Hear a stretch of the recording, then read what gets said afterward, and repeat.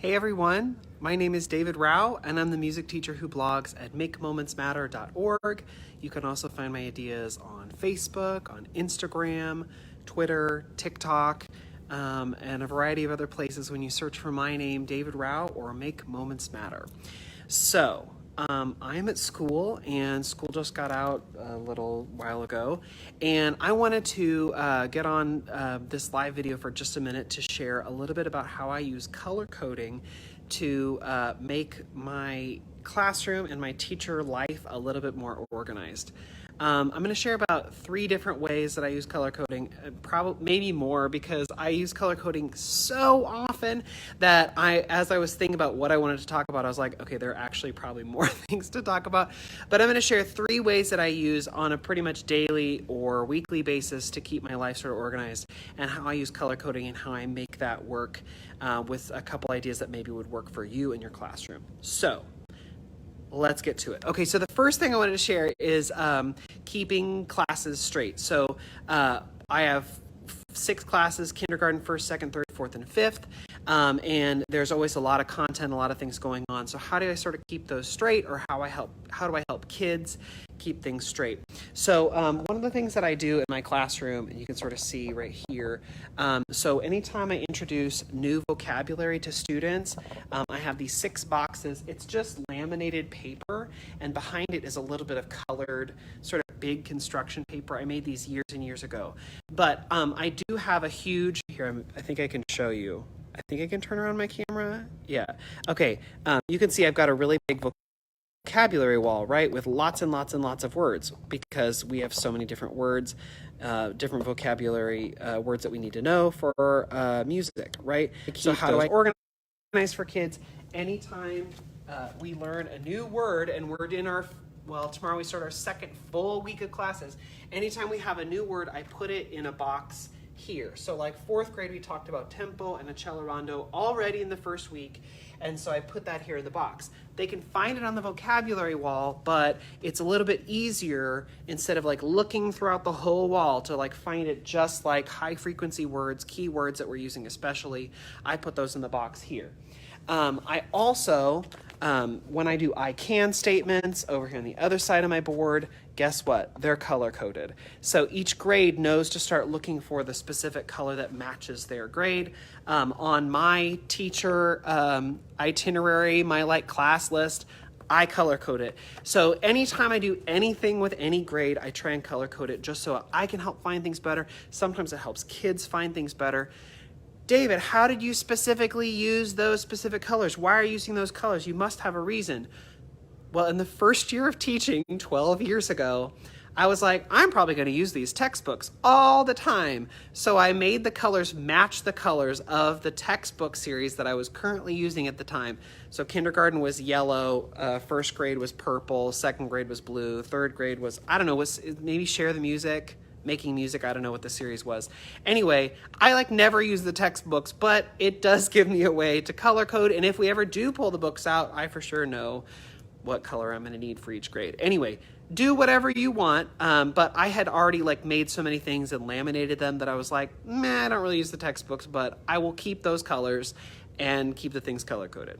So that's the first way I color code. I use those colors to help me with grade level things, both for the students and for me, to keep things organized and sort of in the right place. Another way I use them is to each.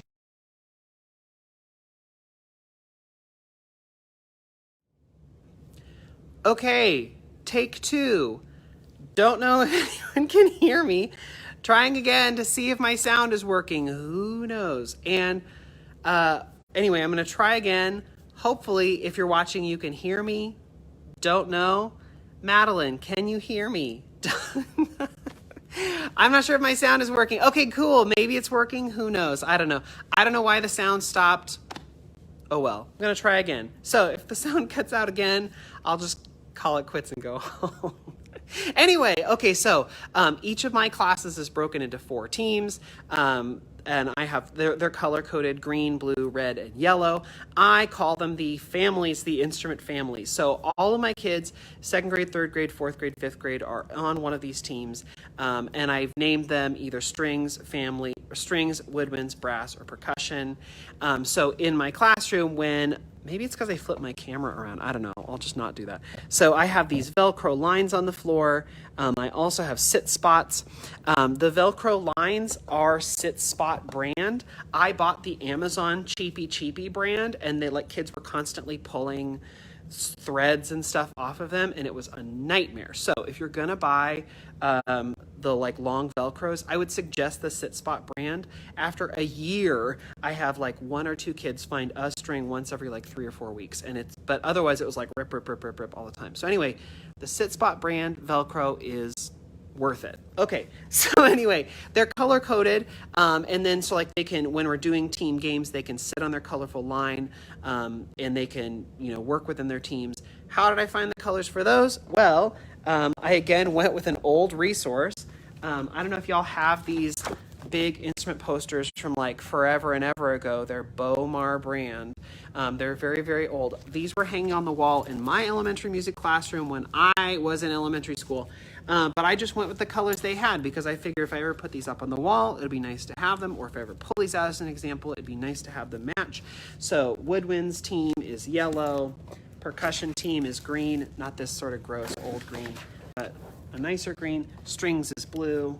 And brass somewhere in here is red. So I just matched the colors like that. It made life a lot easier. And anytime I do teams, I already have the preset teams. I don't have to create teams. It saves me a lot of time, but the color coding also really helps me. And in my roster, in my seating chart, I color code those kids. So if you're on the red, if you have a red square around you, I know that you're on the brass team. Doesn't mean you're in trouble. It means you're in the brass team. If you're really in trouble, you're in the percussion group because percussionists. Anyway, so that's another way I use color coding is by the teams in each of my classrooms. And I assign them one of the 4 colors. Okay, and then one more way that I use color coding is to help organize instruments. And I want to show you a couple ways that I do that. So of course there's the instrument labels, right? So all of these instruments in these cool little cabinets at the front of my room are sorted out by colors. Those are sorted by, is it a scraper? Is it a shaker? Is it wood? Is it metal? Is it membrane? And that's sort of how I classify non-pitched percussion instruments. So for me, if it's a shaker or scraper, it has a pink label. If it's a metal, it's green. If it's wood, it's yellow. And that's just from the classroom decor set I made several years ago. But it just made it easy for me to know all of a certain thing or in one color, all of a certain or another. It just makes it easier to find those instruments and pull them out. Let me also show you how I categorize drums. So I am really, really, really blessed to have amazing instruments. So I've got all these tubanos and a bunch of hand drums. So the tubanos, if you have tubanos, they come in 3 different sizes. It's 14-inch, 12-inch, 10-inch, something like that. But they're sort of small, medium, large. For my students, we just always had them they were a mess. They're sort of everywhere. Especially when we're putting away, it's nice to say, okay, all the big drums, all the medium drums, all the small drums, whatever. So what I did is on the very, very bottom of each drum, you can maybe see, I took a piece of colored tape and I just made a ring of tape around the bottom. So purple is large, blue is medium, and way down here, yellow is small. And so I just chose those colors just arbitrarily, randomly, because I didn't have a textbook series or a set of old posters to base it on, so I just chose what colors based on the colors I had, colors I thought would match the drums. And I used a special kind of tape called floor tape. It's the tape that my PE teacher uses on the floor. So if I want to take it off, it doesn't leave a crazy residue, but also it sticks pretty well and sticks on pretty well, and it's really bright and easy for kids to see.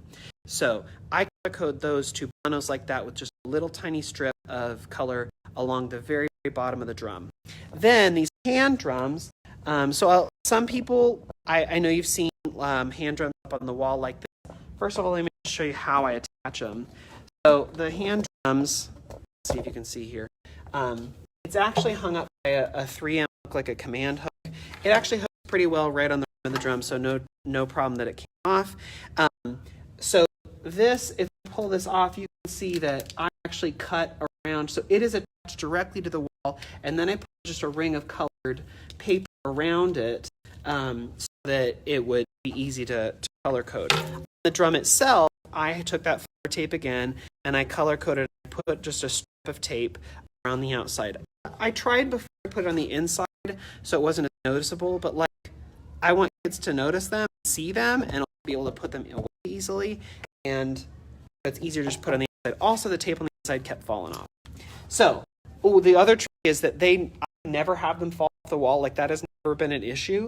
I share a wall like the hallway or a classroom or anything. It might be a problem if I did. It's the wall that connects with the stage, so I don't really have an issue. But maybe if you had more traffic on the other side of the wall, you might. I don't know.